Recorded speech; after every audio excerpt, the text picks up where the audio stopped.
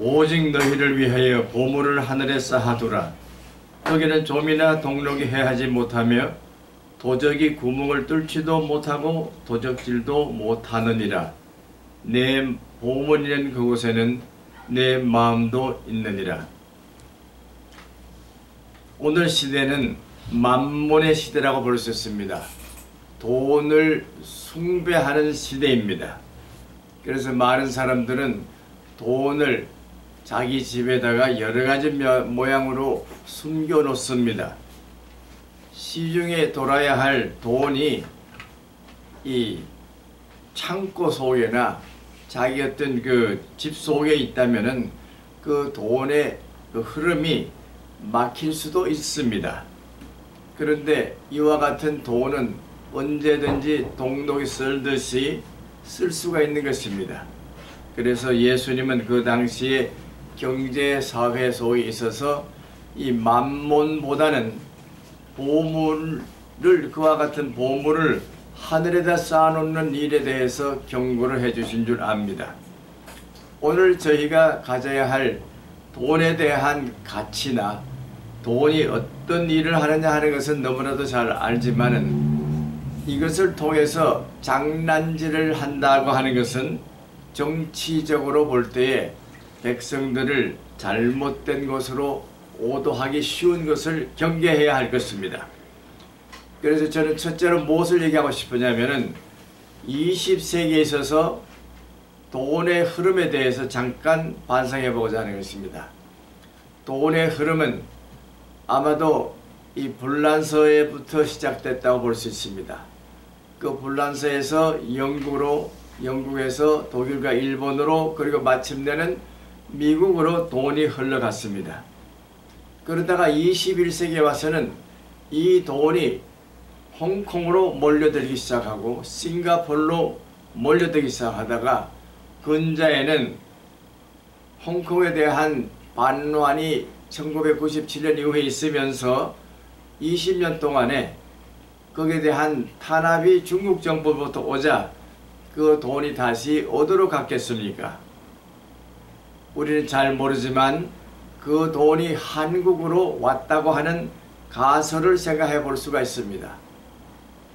왜 이와 같은 생각을 할 수 있냐면은 한국에는 투자할 수 있는 현실 돈이 있다고 하는 것입니다. 미국이나 일본도 이미 나라 전체가 빚더미에 앉아있기 때문에, 중국 마찬가지입니다. 빚더미에 앉아있기 때문에 헤어날 길이 없는 경제 질서에 지금 들어서고 있는데, 유독 한국만은 현물이 있다고 하는 사실, 이것이 보물인데 이 보물을 어디에다가 둬야 되겠습니까? 이 돈을 참으로 가치 있게 쓸 수 있는 돈으로 만들기 위해서는 전 국민적인 자각이 필요할 것입니다. 그래서 우리는 그 돈을 가지고 복지에만 생각할 게 아니라 투자에다가, 창조적인 투자에다가 기술 개발이라든지 이런 데다가 그 돈을 들여서 젊은이들이 거기에 종사하게 하고 창조 경영을 할 수 있도록 그들에게 기회를 주어야 할 것입니다. 어떠한 모양으로든지 그와 같은 이 보물에 해당하는 만몬을 섬기지 않고 쓸 수 있는 효용 가치가 있는 방향으로 나가야 하겠습니다. 그러자면 우리는 눈을 좀 더 멀리 봐야 되겠는데, 인도네시아라든지 베트남이라든지 미얀마라든지 이런 이 동남아 쪽으로 태국까지도 합쳐서 거기서 넘어서서 인도까지도 넘어서야 합니다. 인도를 넘어서서는 어디까지 가야 되겠습니까? 아프리카까지 가야 할 것입니다. 그러므로 앞으로는 10년 내지 20년 동안에 우리 한국이 투자할 곳은 다른 것이 아닙니다. 아프리카를 중심해야 할 것입니다. 예를 들면은 에티오피아 같은 나라를 중심으로 우리가 근대화 작업을 하는데, 우리 돈을 쓴다면은 우리의 기술력과 함께 엄청난 세계적인 일을 그곳에서 이룩할 수가 있는데, 그와 같은 일이 예수님이 오늘 얘기하신 내 보물 있는 그곳에 마음이 있다고 하는 미래 계획에 대한 말씀으로 우리는 받아들여야 할 것입니다.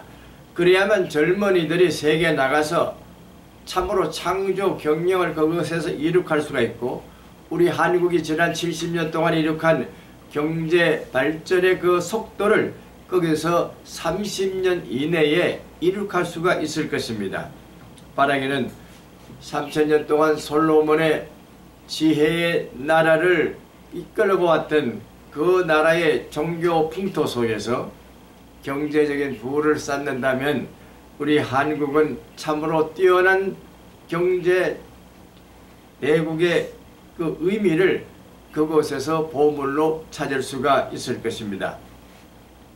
예수님의 가르치심은 이 여러 가지 면에서 신약 성서에서 가르치신 예수님은 현실 경제를 무시한 얘기가 아니라 현실 경제를 그대로 바라보면서 거기에서 가져야 할 천국의 사람들이 가져야 할 마음 자세를 가르쳐 주셨습니다.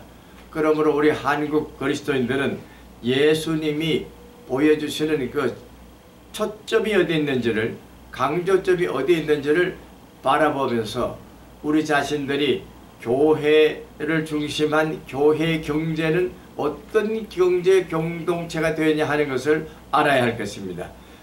교회는 그렇습니다.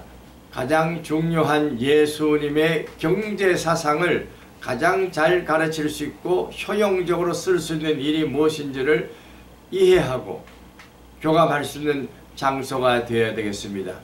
저는 잠시 동안 미국에 있는 동안에 미국에 있는 교회가 하나의 경제 공동체로서 사업의 방향을 카운셀링하는 것을 보았습니다. 그러다가 그들은 얼마 있지 않아서 불과 6개월 내지 1년 만에 미국에서 어떻게 살아야 하는 방법을 잘 깨닫고 사회 복지적인 면에서도 교회가 그와 같은 역할을 한 것을 봅니다. 100년 전에는 많은 이민자들이 왔을 때에 그들을 위해서 개발한 것이 보험이었습니다. 보험을 들게 함으로써 그들로 하여금 미리 오는 재난을 막을 수 있도록 해서 엄청난 보험회사가 크게 된 것을 알아보았습니다. 그렇습니다. 오늘 우리 한국 교회도 그와 같이 보험회사를 만들 만큼 성장을 했습니다. 거대한 보험회사를 한국교회가 운영한다면 국가가 하고자 하는 그 보험제도를 넘어서서 보다 더 사회에 걸맞는, 경제사회에 걸맞는 보물을 만들 수 있으리라고 봅니다. 그런 면에서 교회는 이와 같은 경제 질서를 창조하는 전문 지도자들을 양성할 필요가 있고, 그것을 통해서 개발함으로써 튼튼한 경제 공동체 사명을 통해서 구제 활동에 나갈 수 있을 것입니다. 그것이 오늘 우리 교회가 깨달아야 할 실천적인 방안의 제시라고 생각하는 것입니다. 그러므로 보물이 있는 교회가 동독이 쓸게 하는 것이 아니라 하늘에 쌓아놓는 보물처럼 되기를 주님의 이름으로 축원합니다. 아멘.